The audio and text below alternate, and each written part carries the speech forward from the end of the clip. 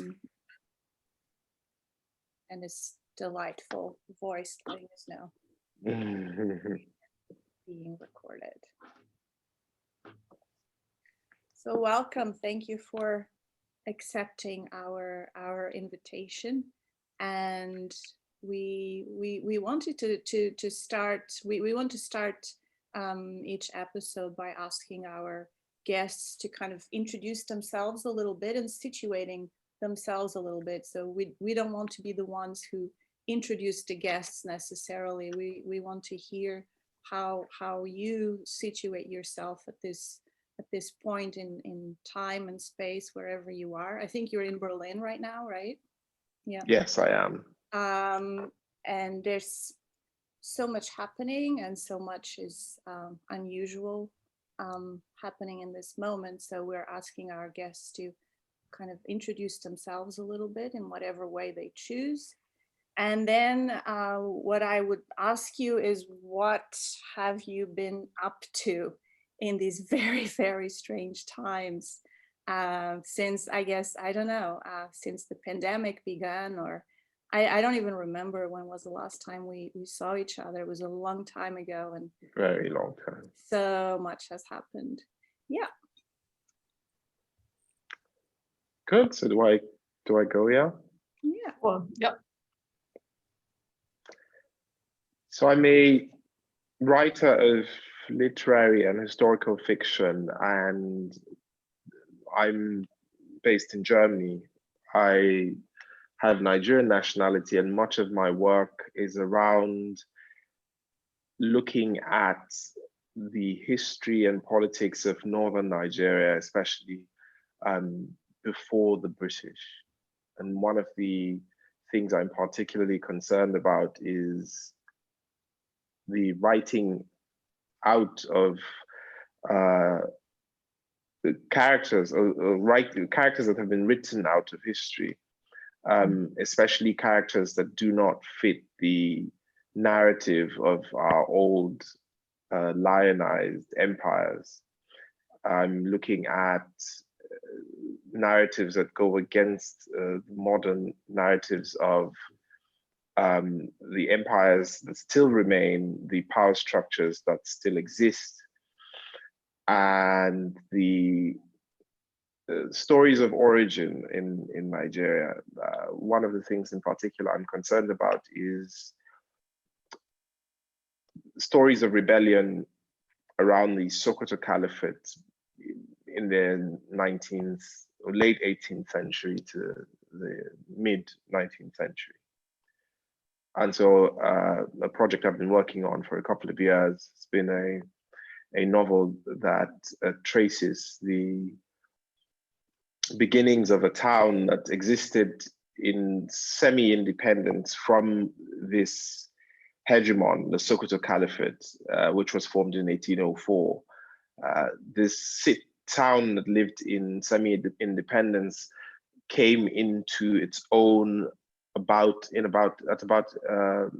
1850, and existed in this state of semi-independence until the arrival of the British and until they were completely conquered and subjugated by the British colonial government from the 1900s onward. And one of the reasons why I find this interesting is because the remnants of this hegemon form the building blocks of power in Nigeria today. So we still have the Sokoto Caliphate, although it has merely ceremonial power. All of the emirates that form this caliphate, which came into being after a jihad in 1804, and that jihad lasted until the concretization of this state took about 4 years, and between 1804 and 1808, this caliphate was firmly established. I was interested in the stories of women and the stories of non-conforming persons, whether we're thinking of sexuality or gender, and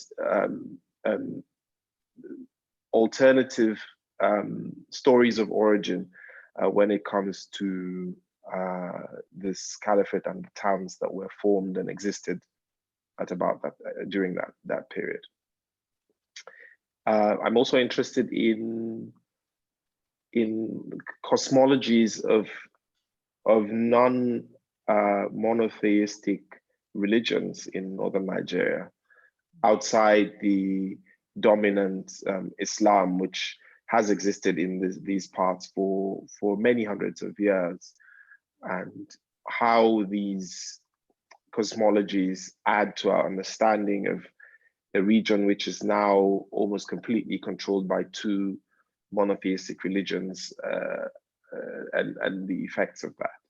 And that's sort of in a roundabout way of talking about my work. So I guess that's what's been keeping you busy these days, right? It's your work, your writing, your novel that you've been working on for the past couple of years. Yes, I mean that particular work I've been doing for a few years, but I have started a new project, which is also a novel that looks at the effect of certain insular religious groups in Nigeria, and the mental health effects of leaving such religious groups, especially when the groups form the entire worldview of persons who may, for example, have been born into such groups, whether we call them cults or we call them insular religious groups. What is the effect on persons of these groups in places like Nigeria when they choose to leave and chart a new course for themselves, and acquire a completely new way of seeing the world? That, alongside the philosophy of suicide and of mortality. And how can I ask on that? Sorry, I'm just jumping in here, Sophia, because I'm extremely curious. When you're speaking about the origin stories, or the alternative origin stories, do you mean creation stories? Do you mean that kind of theistic stuff, or do you mean origins of the towns and cities?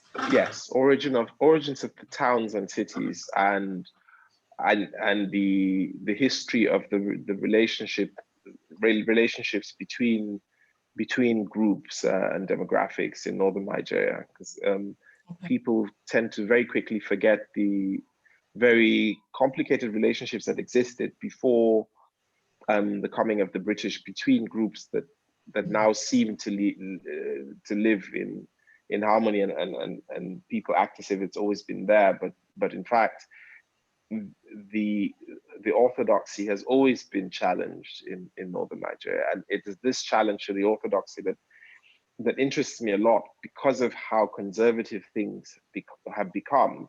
And people cannot imagine a time hundreds of years ago when this sacred orthodoxy was challenged by persons who were not special.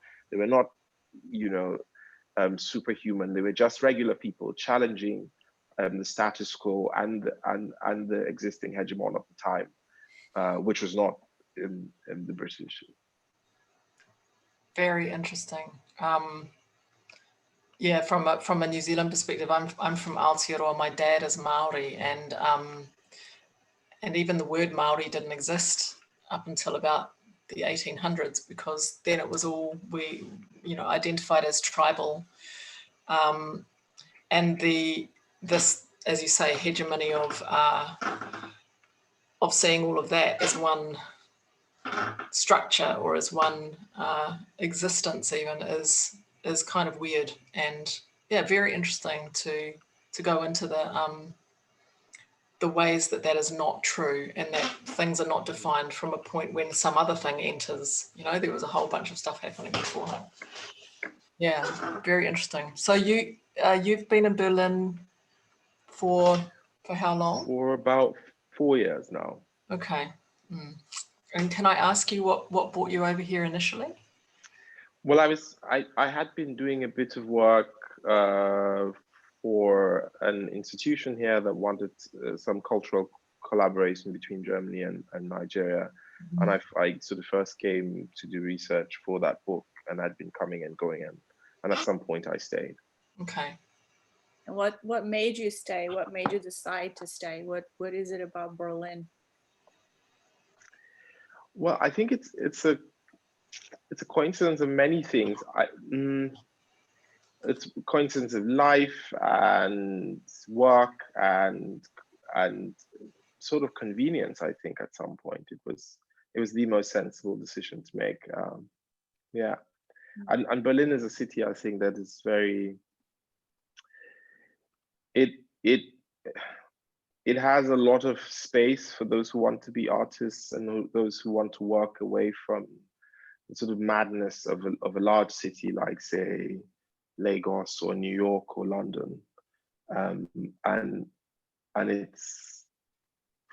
the fact that a lot of artists call this place home, I think is testament to the fact that the city itself is hospitable to artists who want to live slightly away from this aggressive sort of capitalist mad rush.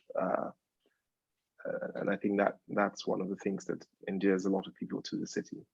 Yeah, I always say that living is easy in Berlin by comparison, compared to those other big metropolises. It's just a different standard of life that we can have, and different kinds of community as well that are engendered because of that. I was actually thinking, you were talking about religion just before, and religion also plays a huge role in your first novel and also in your satire, Becoming Nigerian. Why do you think you're so drawn to histories of religion, religious themes in your fiction and in your work in general? What does it allow you to do, to think about different religious practices? It is almost impossible to understand places like Nigeria and in particular northern Nigeria without understanding also the history of religion. For many ethnic nationalities in this region, culture and religion have merged into one very complicated entity, which has defined how people live and move through the world. It defines the language that they use. It defines the relationships they have to other groups, whether they are ethnic groups or other types of groups. And so I'm interested in how this seemingly unchangeable state of northern Nigeria has in fact experienced change over time, and how events have coalesced into what we now have as this very conservative space, and that it was not always so, and that we can make a case for a multiplicity of beliefs and a multiplicity of cultures in a way that we are not currently doing if we simply think of all of these stories of origin, how things came about, and that there is nothing that is set in stone. Things can change. Things have not always been the way they are. That's one of the reasons why I think of religion. Also, I'm really curious about the reasons why people believe the things that they believe, the origins of their connection to faith, and how faith can act as a prism through which people see the world, and can determine their relationship to other people, to their bodies, and so on and so forth. There's actually a section in your satire, Becoming Nigerian, that is about how to be sick, and I thought that was very relevant for our moment, where you talk about, how it's a taboo or something that is not wanted to disclose one's HIV status, for example. That's what you talk about. But I was thinking now in terms of COVID, how that might play out. When I was reading it now, I read it in a different way. because of everything that's happening. So you should not disclose what's happening to your body. Your body should be a temple. So I was wondering about that. What's happening from your perspective in terms of... It's very interesting. A lot of people I know have COVID. I didn't even know until I called them, and I'm like, oh, what's going on? So, well, I have COVID.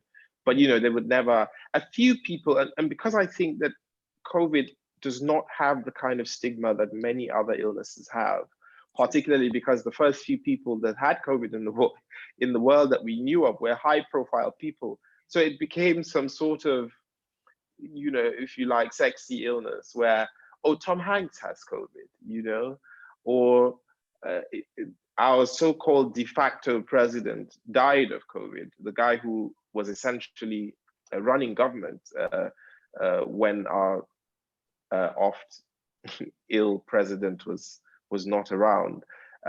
He caught COVID very early on and died, and he was, you know, if you think of the elite of the elite, and so of course this has made it a different kind of illness, and it doesn't, but still people don't talk about it as much as you would think, because of the general culture of not declaring, if you will, that the body is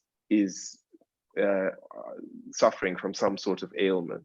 It's almost, it's viewed with some sort of superstition that people don't want to declare that their bodies have anything less than stellar health, and that's why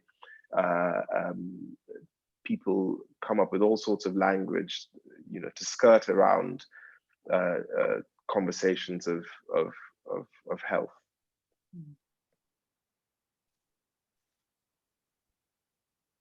Can you give us an example of some of the language that people might use in those kinds of discussions? Is it just like euphemisms or? Yes, and that, I mean, one of those. So, for example, people will say when they're visibly unwell, they say, "Oh, how are you?" And the person will say, "Oh, I'm very strong," as a way of saying I'm ill. You know, they'll say, "Oh, I'm very strong," or they will just say, "I'm doing well," instead of saying, "I feel ill" or "I feel this," you know. And if sometimes somebody declares what's wrong with them, you can have someone saying, "Oh, it's not your portion in Jesus' name," or "Oh, God forbid, it's not your portion. You're not sick. You're well. Just declare it. Say you're well." And then somebody will even tell you, "No, say you're well. You know, claim it that you're well." But then, of course, in northern Nigeria, in places that are not Christian, there is the issue of cultural modesty or shamefacedness, where people do not talk about their bodies as a way of being modest, as a way of not saying things that would be shameful. So all sorts of conversation around the body, whether it's bodily functions like going to the bathroom or toilet, or things like giving birth, or sex, or anything that would explain how the body works or does not work is not a modest subject. Thank you. Yeah, that makes it very clear. Yeah, I was thinking, I've been reading your graphic novel actually, and loving it. Very clever and very compelling in many ways. I wonder if I can ask you if you're comfortable to speak about your process as a writer a little bit, because that's something that I'm really fascinated by in general, but also I'm really engaged with it at the moment because me and a few colleagues who are writers and also doing our PhDs have found COVID times a little difficult in terms of producing stuff. You seem like a very prolific person. And also your collaboration in this book is, just extraordinary and great.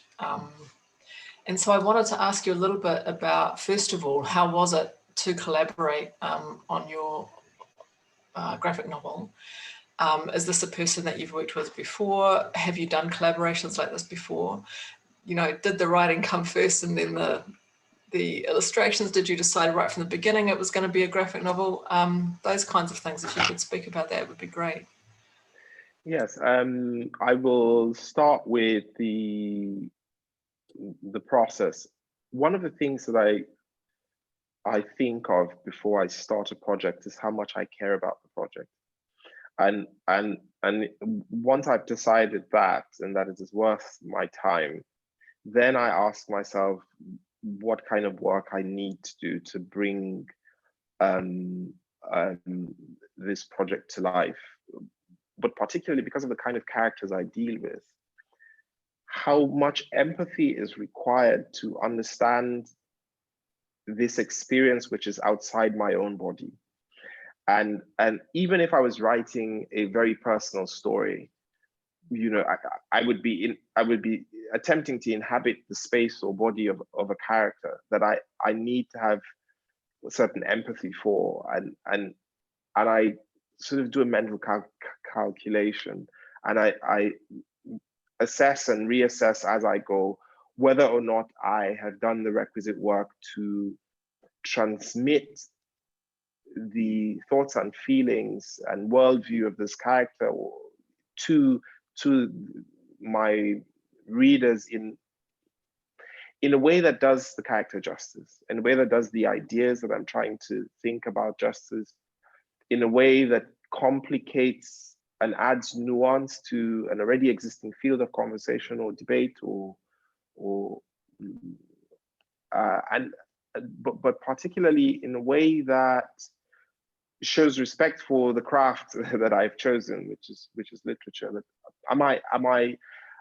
is this worth the noise that I'm creating? Is what I ask myself. How, if you are going to upset the balance of things, what is it worth? These are questions that I ask myself. Now with collaboration, I found it quite challenging in the beginning, especially because I was not used to working like this. I'm used to working by myself on stories and articles and novels. But this one project that forced me to share creative control over a story, however little, I think it forced me to think of myself in ways that I've not thought of myself as an artist, and how I'm in many ways just a part of an entire process and not the whole. And even when I do a project by myself, now I've started thinking of myself as a part of a whole. And so that even if I bring something to life, I know that I'm only part of a long tradition, that I build upon the work of others, that I build upon an understanding which was, the foundation of which was created by persons before me who have done this work, and I situate myself within this long tradition of work, however close the story is to me, because there is always a foundation upon which we stand. And working with an artist, I had the story first before we had the artist. And I wrote frame directions for each frame, and I was involved in the decisions that went into every single frame, as much as, of course, the artists also added their own thoughts and creative direction and that kind of thing. And can you speak a little about I don't know if you sound like you have a very solid, almost foolproof process or strategy that you go through to ensure, I guess, a certain creative rigor Yeah. So that, as what you said about, is this project worth the noise that I'm about to make? It's an amazing comment, and that will help a lot of people, I'm sure, who are watching and listening. All ask ourselves that Right? question. Yeah, fantastic. I wanted to ask you, do you ever find yourself in a place of feeling like you're stumbling around in the dark a little bit creatively? And if so, how do you find your way out of that? Mm-hmm. I think that every serious artist stumbles around at some point or other during the creative process. Um, I often say to myself that if I ever find myself with so much clarity that I move with precision to an end, then perhaps there are not enough layers in that story, and maybe I should rethink where the dark corners are, because because it's always an illusion, light and clarity, because there are always multiple layers, there are always dimensions that we may not see clearly, and so once we start to work out what these unseen dimensions are, we might realize that in fact we have been walking over a lot of things, whether it's by virtue of our position in life or our privilege or simply the fact that we have not averted our minds to certain possibilities, because we are human beings and our minds are limited. We do not know everything, and so I always say to myself, there's always a problem if things are too clear from the beginning. If I think I know it all, if I think this is very simple, I always ask myself, why does it seem so simple? And what are the questions I could ask to complicate this? Because life is, no story worth telling is ever so simple.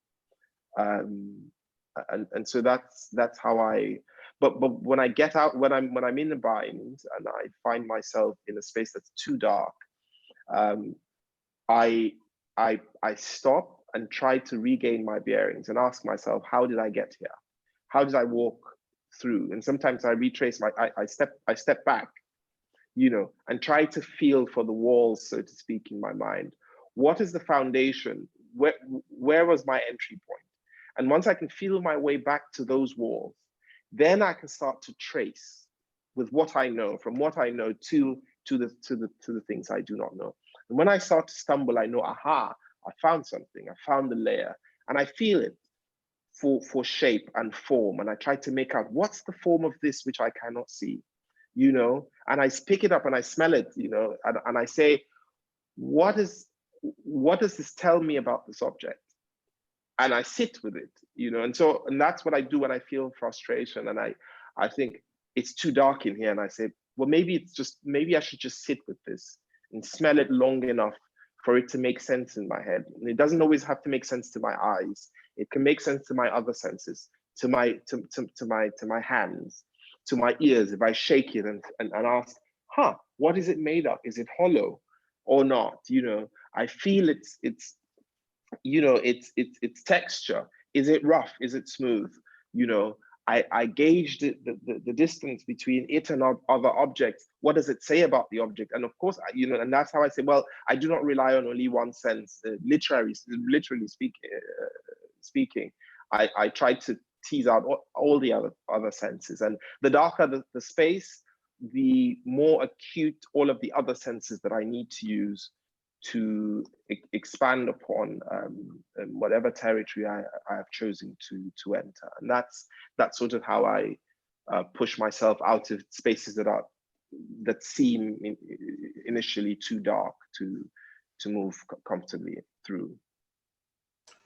Wow, Gilda, thank you very much. You've just given us an extraordinary account of the creative process.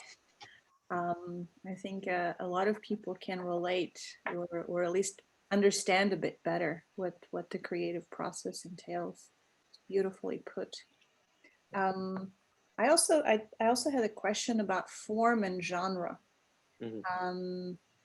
because you do short stories, you do novels, you've just done a graphic novel, and you also use the genre form of the satire, which is its own specific domain, I feel.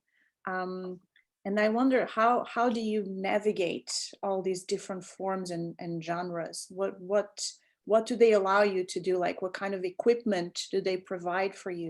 What kinds of challenges? I was wondering about that. So I like to use the metaphor of a beautician, because my mother is one. And I was always in my mother's hair salon, where whether she was doing a manicure and pedicure, there would be an array of tools, you know, whether it's the big scissors for the big nails, or the cuticle remover that does a different thing, you know, or the file, you know, or I mean, each of these things does something else. And so, you know, I would see the set of tools that would enable her to do, say, for example, if she was making jerry curls, for example, or if she was steaming the hair, you know, or if she was doing something else. And that's how I come to writing, that there is not one tool that I prefer over the rest. And I think that every single tool works for different subjects. So for example, when I'm writing politics, I find that satire is very useful, especially when writing about the extreme absurdities of places like or politics in Nigeria.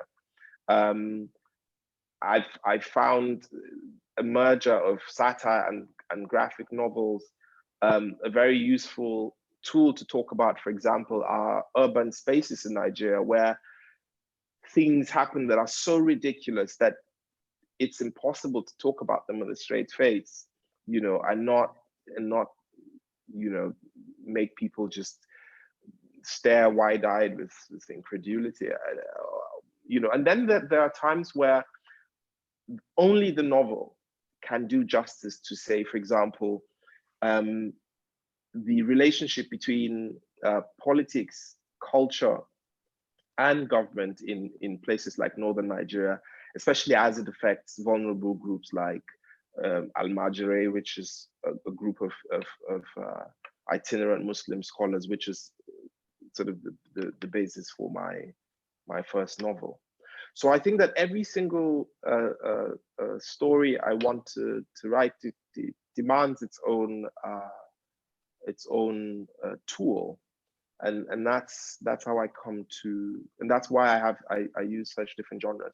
Also, maybe because I'm a very restless person, and I like to quickly move from one thing to another, and so I think it feeds my restlessness to move very quickly between genres, and I find that this keeps me on my feet, and I'm not very easily bored, because, you know, my attention span is very short, and I'm quickly, no, this tool, I need to drop it and use something else. And I know that many writers might work differently. Some people might prefer, say, for example, the novel form, and they might devote all of their attention and skill to building this particular tool, and it might work great for them. And I've just found that I'm very comfortable moving between genres. It's exciting for me. It's like discovering one new tool. I'm like, oh, I can do satire here. Oh no, I need to write an essay. Or oh no, this is a novel project. You know, I like the process of discovery. Sometimes I start with one tool and I realize, nah, this scissors is bad for this nail. I probably should just use the nail file to just, you know, file it. Or sometimes I'm like, no, this nail is too long for the nail file. It needs to be chopped up with scissors, you know. And that process itself, I think, for me is very worthwhile. Is there one particular form or genre you'd like to attempt that you haven't yet? That's kind of. That's a very good question. I have tried to do, but with very, very little success, plays, and I've reconciled myself to the fact that I might just be terrible at this, and maybe I shouldn't do it. I've only ever written one radio play in my life. While it was exciting because it was a group project, I wrote alongside 7 writers a play for the BBC a few years ago. I realized very quickly it might not be my strongest point. So I've done, of course, novels, satire, nonfiction, fiction. I've even done children's books. I'm not sure the quality of my children's books, but 2 of them are going to come out in the next year or so, and I hope that I'm not terribly embarrassed by these books. But if I am, it will be a teachable moment for me, and I will know never to attempt it again. Right. I didn't know that you've written children's books. That's wonderful. What are the titles? So one of them is titled Hassan, and Hassan, a very boring title. It might change, which is it's about twins who, and it's a very small, short book for like 7-year-olds. And there is another one. We're still sort of debating what the title should be, and it's about a young boy who is living with albinism in Nigeria, and how he navigates a space that is often or can be challenging for persons who look different from others around them. And yeah, that's the second book. Yes, like I said, if they turn out to be rubbish, I will deny any association with these books and say I am not aware of the existence of such books. I don't know. Yeah. It's another Elnathan John.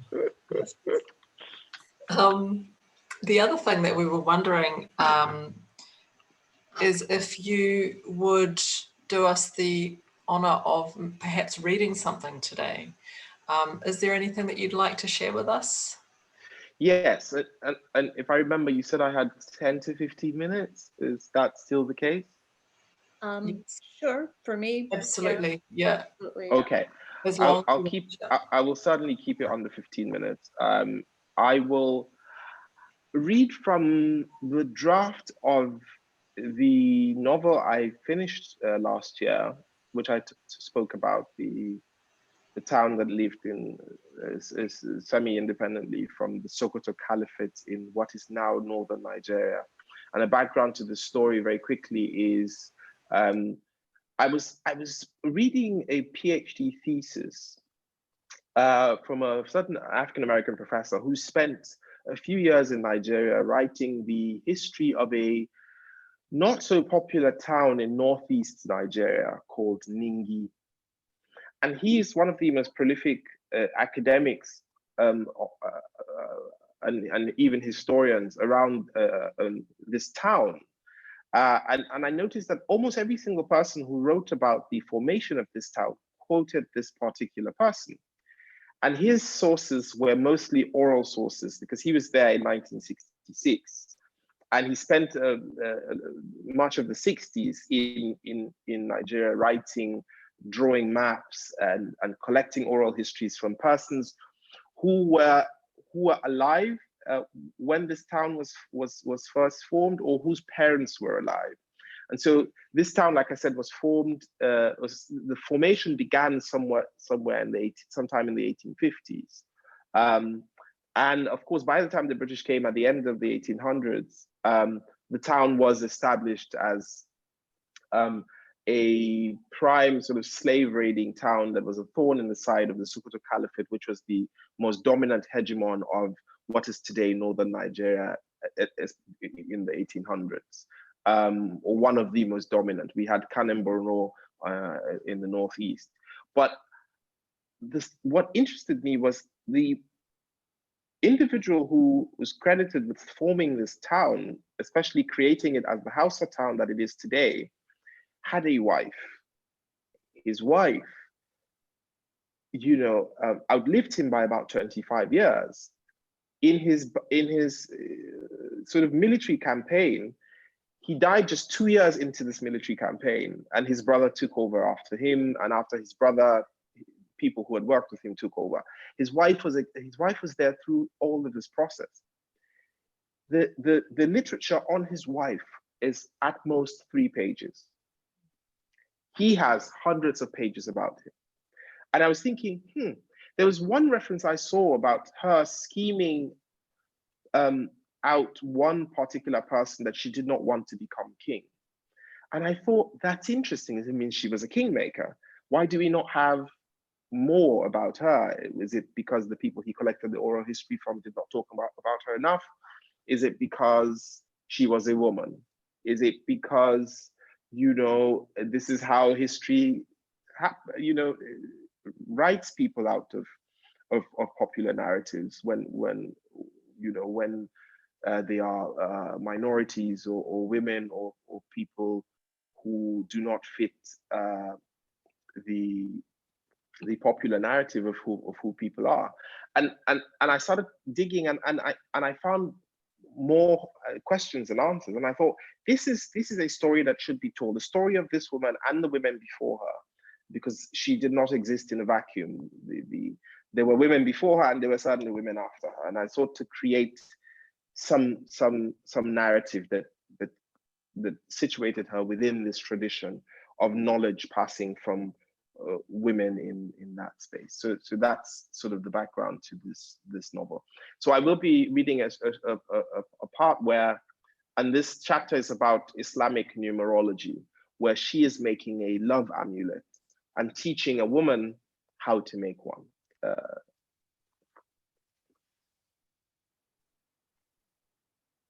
Today, Atta is making an amulet for a wealthy man who has everything he wants, except a woman who had spurned his advances and had gone on to marry a rival of his, who, he thinks by providence, fell from a horse, broke his hip, and died a few weeks after. He had let her mourn 6 months before trying to reach out to her again. He did not care that she had a daughter and a son by this man. He wanted her now like he wanted her when she was a teenage bride. She did not spurn him as aggressively, but still she rejected him. He thinks it is not that she hates him, but that she is proud that the man she had turned down was now here again. This is how they are in their family, proud like turkeys, he told Atta. Atta asked Nana to light another lamp as it is still dark outside, being not yet time for the Fajr prayer. Nana has gathered all that is required for preparing the amulet: 2 reed pens, a tin of ink made the day before, scraps of paper, old strips of thin sheepskin. She feels her heart racing, beating so vigorously that she feels Atta can hear it where she sits. It is not the memorizing of the numbers that make her tremble. It is the arithmetic that always leaves her feeling heady and heated up. She has read out all of the values of the Arabic letters, pacing and saying in an undertone the numbers until she was sure she had it all memorized. Alif, Ba, Jim, Ya, Kaf, Lam, Kaf, Ra, Shin. Atta has picked the verse from the Quran to be used and asked Nana to write it out on the slate before writing it on the paper so that she was sure that there were no errors. Paper is scarce, and she does not want to waste any. Nana spells out the words. 1 sentence, only part of the surah that is needed to bind the woman's heart to the wealthy clients, to smite her with love so completely that she cannot say no to the man who has wanted her to say yes for many years. Nana breathes even harder as she draws out the letters that will form the words that will leave the woman smitten. What if he's a horrible man, a dirty, hideous creature, she thinks, trying to steady her hand as she spells out the last word, love. What if she is quite content to be by herself, desiring no new person whose orders she has to follow, whose meals she has to prepare, whose quirks she suddenly has to learn, tolerate, respond to, whether they are charming or unkind? Atta stares at the writing and nods slightly with approval. Nana tries not to imagine the woman as she begins to calculate the total numeric value of the surah she has written out. What shall we do now? Atta asks. Get the total of the letters, Nana says. I already have that, Nana says, hoping to impress Atta with her speed. Good, good, good. What next? We divide that by the number of hours in the day, 12. Aha, why? Because the day is good for work and making an amulet for love is good work. After the division, there is a remainder of 2, which means that the making of the amulet will have to wait until the 2nd hour of daylight. As they wait, doubt sluices over Nana. She knows what good work is: protecting, warding off the evil eye, making sure one has a good harvest, making sure a letter gets to its destination, and love. She knows what bad work is: destroying someone, killing one's enemy, making evil befall another, causing one to lose harvest, lose a pregnancy, or have a mishap on a journey. What she is not sure of is if making this amulet truly qualifies as good work, because only one person wants it done without the knowledge of the other, perhaps against the wishes of the other. For if it was not against her wishes, there might be no need for him to require an amulet after she has turned him down several times. Nana wonders if she should ask who the client is, what kind of man he is. Perhaps this will dispel her doubts, make her hands less shaky, make her heart less conflicted.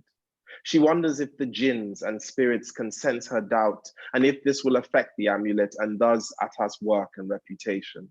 But then she wonders if it is such a bad thing if this woman, carrying on her daily chores, likely still mourning her husband, is not suddenly carried like a leaf in the wind into the arms of this man. And if Atta would sense that it is her doubts, her hesitation, her shakiness that have tampered with the effectiveness of the love amulet. The wood incense burns gently, sending thin lines of smoke curling, swirling upwards until it becomes invisible, perceptible only by the nose, filling up the room in all its aromatic glory. Nana thinks of how things first present themselves to our different senses, how she can smell the cows in an area before she sees them, how she can taste water and salt but not smell them, how she can smell a fart but not see it, how she can see an injury that causes pain to the body but not one that causes pain to the heart. She thinks of how one day she was with her family and suddenly taken by slave raiders, sold, and then gifted. How the memories of all that she once held dear dissipated, leaving in its stead a heady, imperceptible presence, not an emptiness, but an amorphous, enveloping feeling, there and not there. Did it make her a bad person, this forgetting of their faces, that they were becoming incorporeal, mere outlines? Was she a bad person that the only thing she now felt a longing for after all these years, after all her gains and losses, was to serve Atta as fully as she could, to become as much of Atta as she could become, to become one with her, like incense with the air? Atta looks up out of the open window.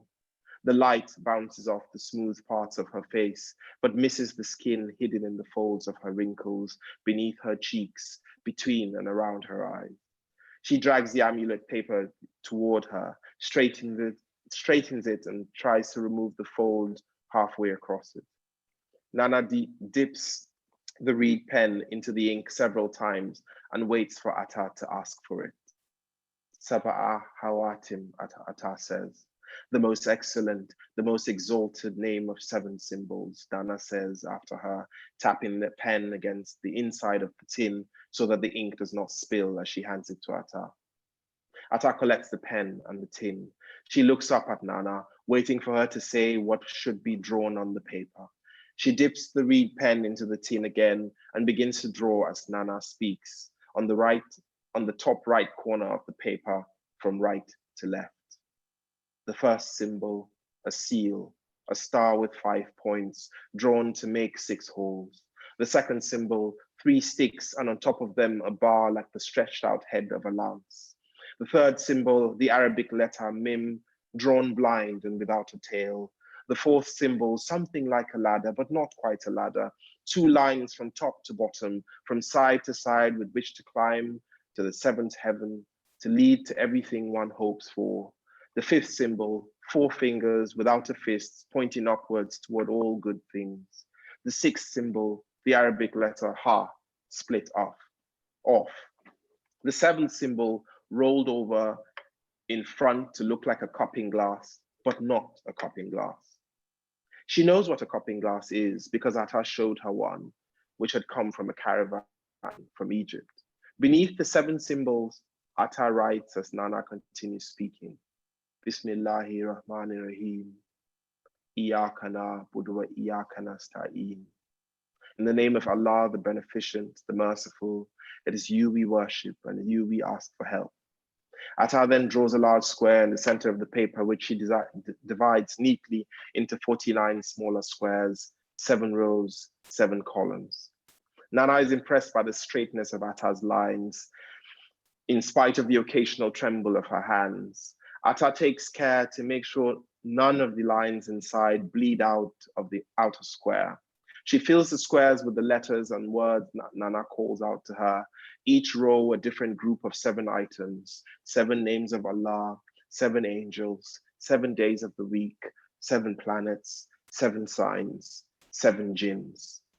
This is Nana's favorite part, the filling of the squares. Everything prior leads up to it, and everything after it, the invocation of the spirits one by one, through the jinn in charge of the day's affairs, the burning of the incense, the sewing of the paper into a leather pouch, they all pale in the value of their enjoyment to the filling of the squares.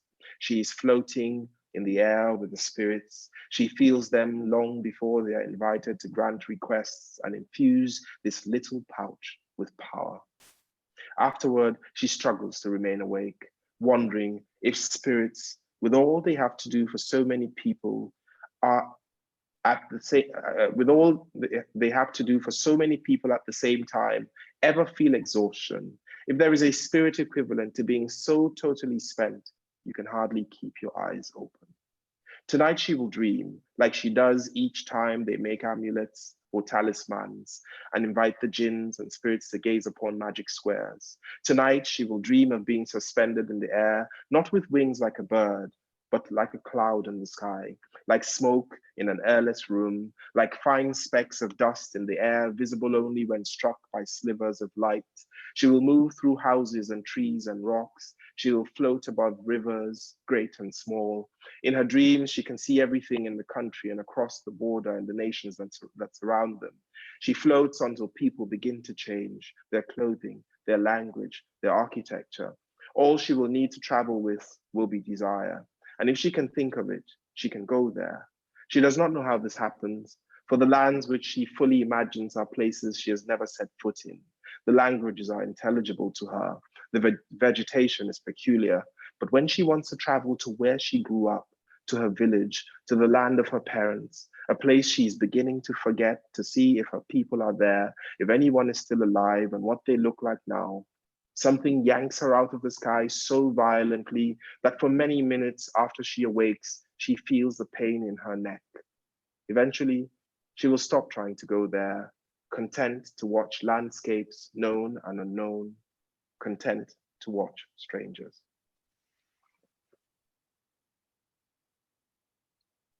Wow. Thank you. Thank you for sharing with us. It's extraordinary.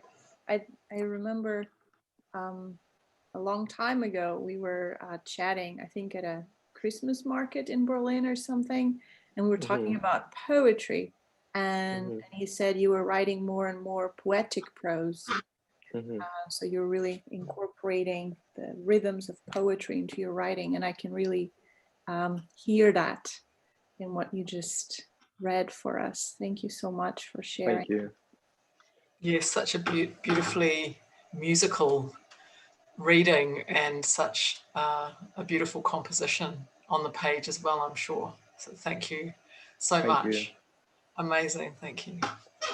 And it's sorry, yes. I just wanted to ask, it's a draft from your novel. Which one of them? The one you started more recently or longer? No. This is a draft from the one I finished last year.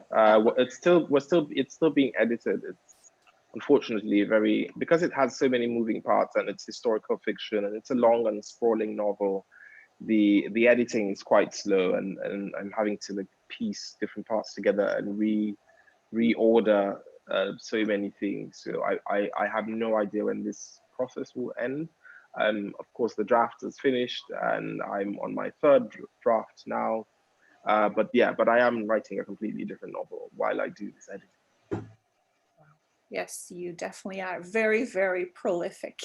I'm in awe of that. And is that editing process a struggle for you, or are you kind of enjoying it, like feeling like you're finishing something? Mm-hmm. I mean, there are good days and there are days I will call interesting. The process can be a bit tedious, especially when you've seen the same text over and over and over again, and you cannot for the life of you imagine what more needs to be done.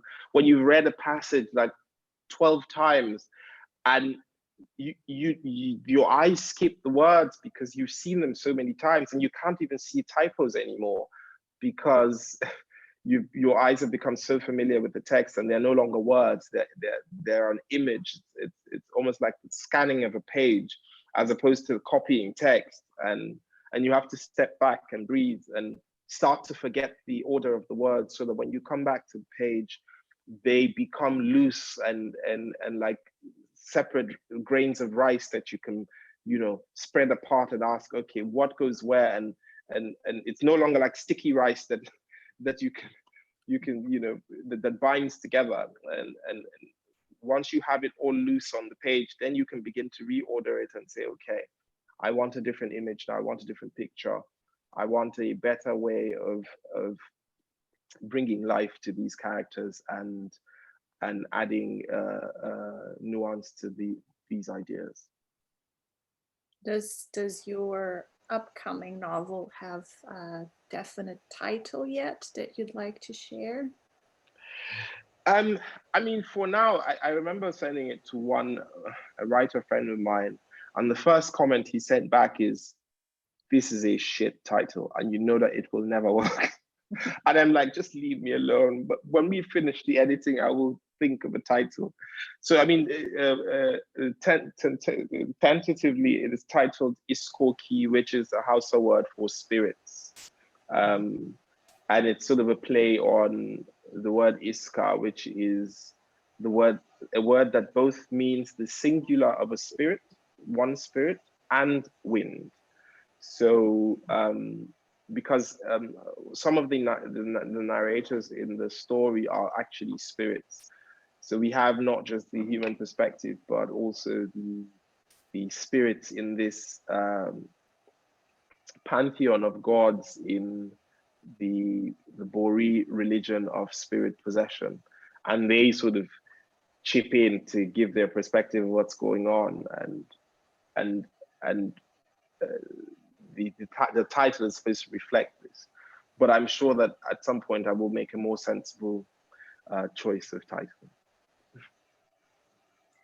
Well, we look forward to it, and we hope the editing is done soon enough. Yeah, I hope so too, for my own sanity.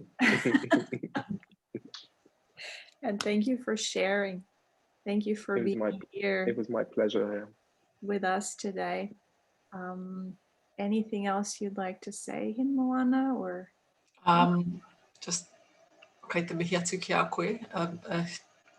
I just acknowledge you and thank you so much for what you've brought to us today, the generosity of what you've brought today, and the inspiration of your discipline and your rigor and your incisive. I mean, that all of these words have probably been used for you many times, but I'm definitely finding that the combination of your humor, your comedy, and in terms of the satire and the graphic novel that I'm reading. Can you please tell me as well, how do we pronounce the name of this properly? Ajayi Crowther, is that it? Yes, on Ajayi Crowther Street. Yes, on Ajayi Crowther Street. It's fantastic. So I'm just really appreciating the kind of the friction of all those things that have been brought together so beautifully and masterfully by you. Thank you. It's an honor to have you here as our first guest. Thank you so much. Thank you. It's so nice to speak to you both, and I'm glad that we were able to share this time together. Thank you so much. Yeah, and we'll let you get back to your life, and yeah, and we will be in touch very soon to let you know about broadcast details, etc. But thank you so much, Elnathan. A great pleasure. Thank you. Could you please pronounce your name so that I don't butcher? Sure. Hine Moana. Hine Moana. So it's just Hine Moana. Yeah, perfect. Yeah. And I'm good with Sophia.